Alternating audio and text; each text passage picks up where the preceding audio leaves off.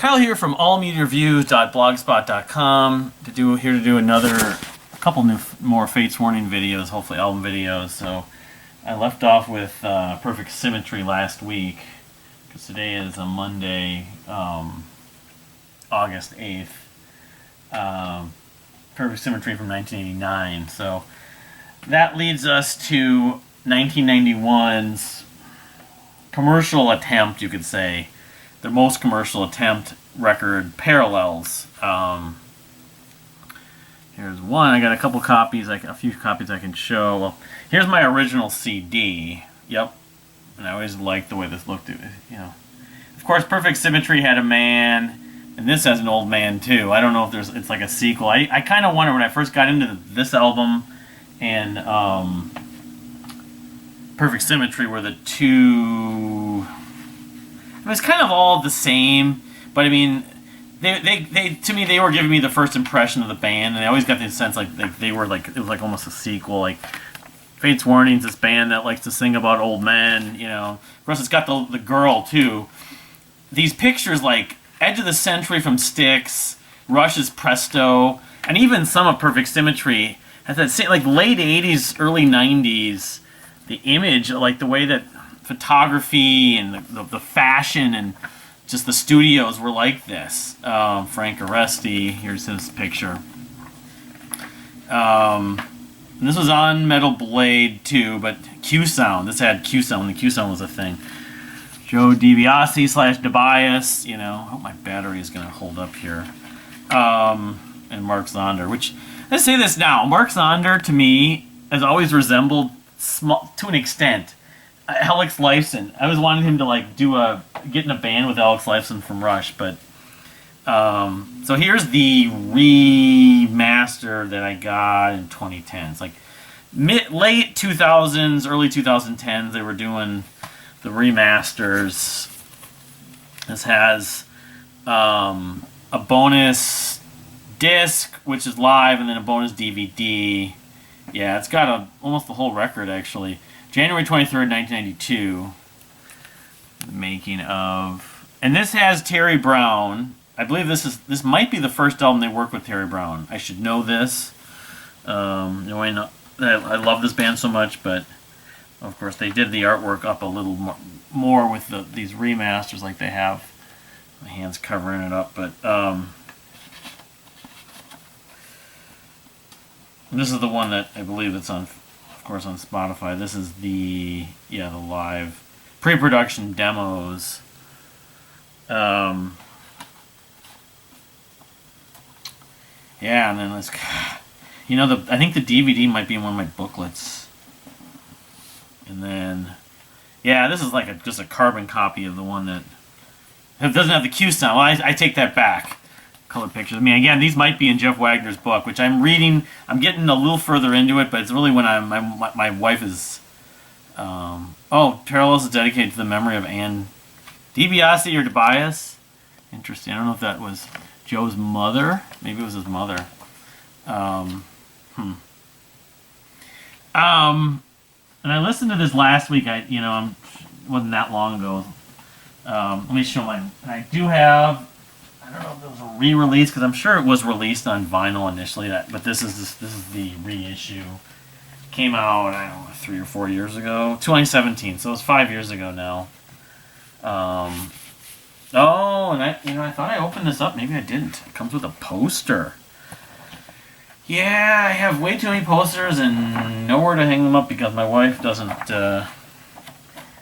We need separate music rooms. That'd be the conclusion. We finally get a different house. We moved it. We have enough rooms. We could each have our own music room. That would be ideal. I don't know if that's very practical or very. Got to win the Powerball and Mega Millions. I could afford a house because I've got literally, a couple hundred posters at least between stuff like this and then just posters I've got. Remember, I did at least 1 or 2 poster videos. I don't know. I'll do some of those again at some point. So.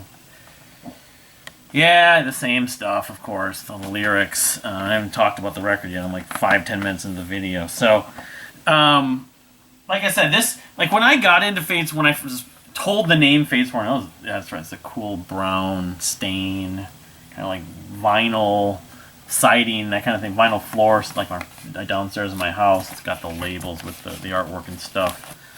When I got into them, it was like after the initial experience of getting in. Well, it really was Rush, actually. Come to think about it, it was on the Deja News group, the Rush group. I think that's where I first saw their name. They recommended Images and Words from Dream Theater and this Parallels from Fate's Warning to be like best record. Also, King's X is, I think it was Gretchen Goes Nebraska.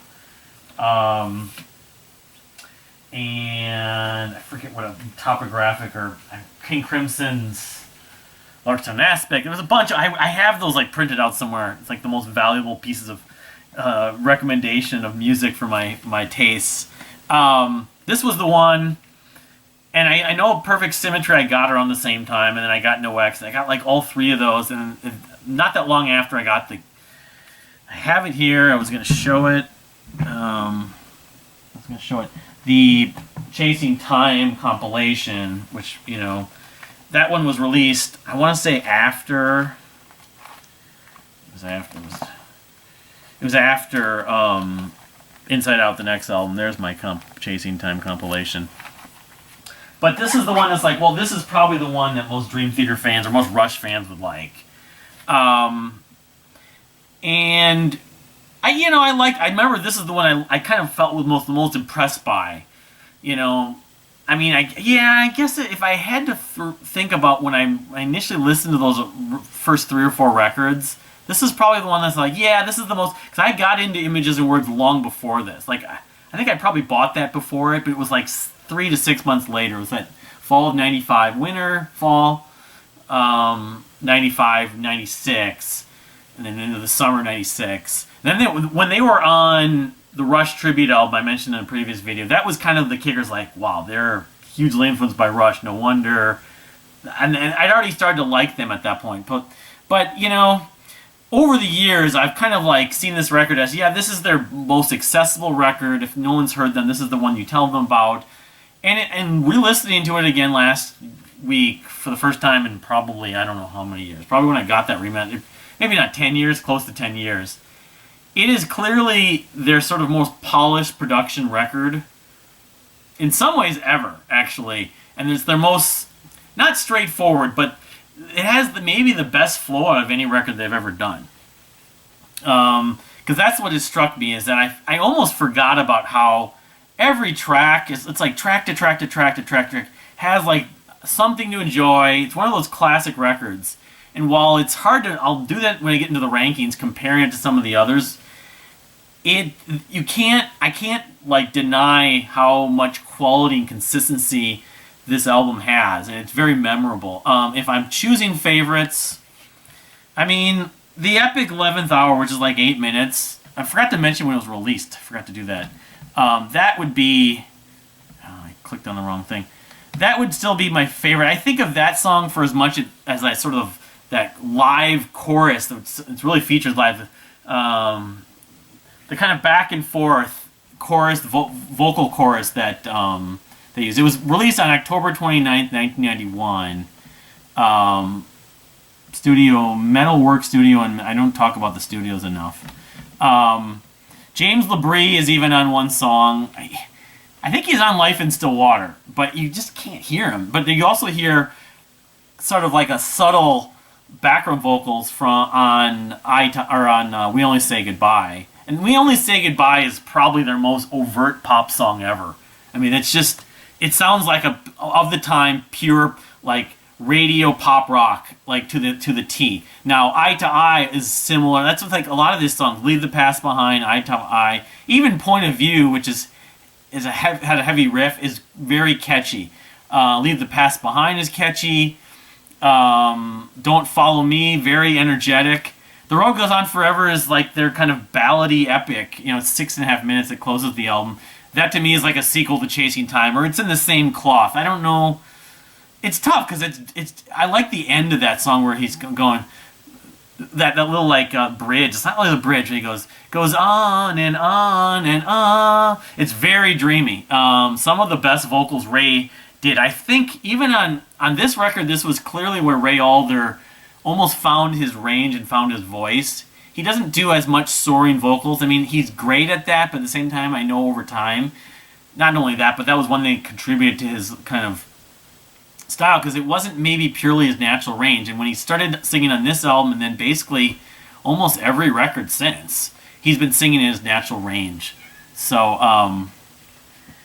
we have my kitty cat, and we're interrupted by Miss Mocha. I don't know. She doesn't like me leaving her when I'm at home like this. I don't know what it's like when I'm not with them, but. So, yeah, I mean, I really love this record, even though I think over time I've leaned to some of the other records a little bit more, but now hearing it again, it's hard to argue. I mean, it's just a really, it lives up to its sort of respect and ratings and praise and frequent recommendations as a record. I mean, it's the peak in some ways of sort of them finding their craft. I mean, in this era specifically, because with the lineup changes that happened not that long after this and before this, it's sort of, they have these lineup differences, they have these different lineups like Yes or a lot of these bands. This to me in some ways was their peak. Unfortunately, as a commercial attempt at being successful, being able to make a living, a decent living, being a successful band, and breaking through. Dream Theater and Queensryche, the contemporaries, even Dream Theater came later, did break through to an extent. Dream Theater, of course, had Pull Me Under, but they didn't really have any other hits. It's just somehow almost the timing was right. Whereas Fates Warning kind of missed their chance to an extent with this. It didn't quite work as well as they thought, even though they kind of had everything going, like a lot of those bands I love. And Queensryche, of course, had Silent Lucidity and, but, they stuck to their guns. I mean, the next record I'll talk about in the next video is a very, clear-cut sort of reaction to the experience from this record to an extent.